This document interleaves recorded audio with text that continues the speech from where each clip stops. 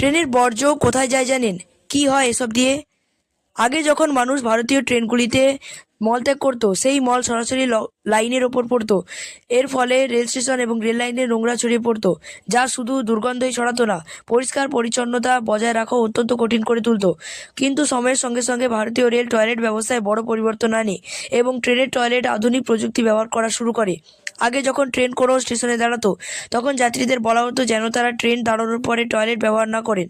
এ বিষয়ে বোর্ডও লেখা থাকতো, কারণ কেউ যদি স্টেশনে দাঁড়ানো অবস্থায় টয়লেট ব্যবহার করত, তাহলে মলমূত্র সরাসরি প্ল্যাটফর্মে পড়ে যেত, যা যাত্রীদের এবং পরিষ্কার কর্মীদের জন্য বড় সমস্যা তৈরি করত।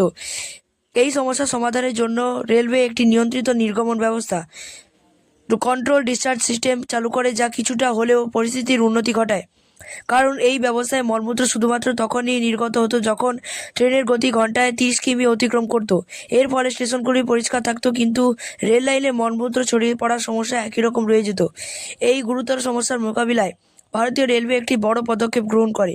ডিআরডিও ভারতীয় রেলওয়ের সঙ্গে যৌথভাবে একটি অসাধারণ প্রযুক্তি বিকাশ করে, যার নাম বায়ো টয়লেট।